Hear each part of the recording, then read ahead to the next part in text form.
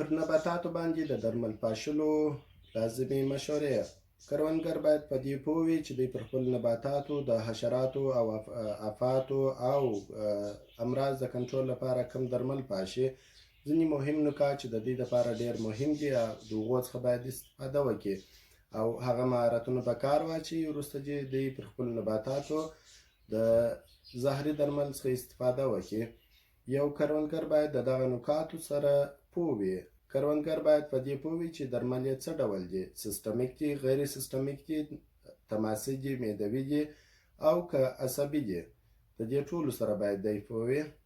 سرچینه یا منبع د درملو باید ورته معلوم وي چې د کم هیواد دي، د کمې کمپنۍ دي، کم نوم یې دی او کم مواد په خپل ځان کې لري.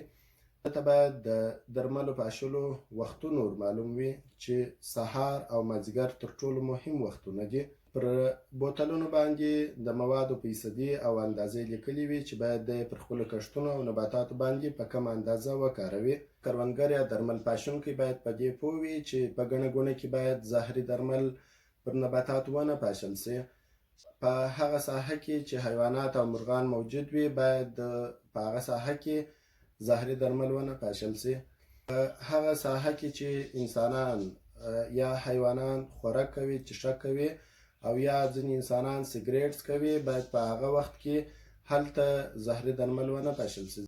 درمل پاشونکی یا زهر پاشونکی باید په دې پوه وي چې د درملو یا زهرو پاشلو لپاره باید دی منظم لباس ولري، د هغه لپاره موزې، دستکلې او عینکې ولري. چیرې کروندګر دغه لباس چې دی د زهرو پاشلو یا درمل پاشلو پر وخت استعمالوي، که یو بار مصرف و هغه باید وغورځوي، او که دایمي لباس و هغه باید پاک پرېولي، لمر ته یې کښېږدي چې ښه وچ سو، بیا راخلي ږدي، بیا د بل واره استفاده ځینې کوي.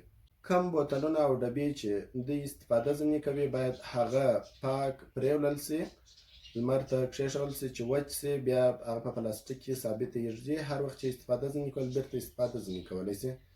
اکثره کروندګر یا ځینې کوچیان یا هغه اشخاص چې په هغه علاقه کې اوسېږي د زهري درملو د بوتلونو څخه د خوراکي توکو د حفاظت لپاره کار اخلي. هغه پرېولي او بیا په کورونو کې په هغه کې بوره، چای یا بل شی اچوي، د هغه څخه استفاده کوي چې دا د دوی د مسمومیدو او مرګ سبب ګرځېدلی سي. باید استفاده ځینې ونه کړي. بوتلونه باید در خاورو لاندې سي یا وسوځل سي.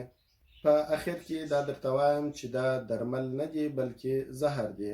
کم مواد چې ژوندي موجودات له منځه وړي هغو ته باید په درملو ونه ویل سي بلکې په زهر ورته ویل سي، ځکه دا ژوندي موجودات وژني.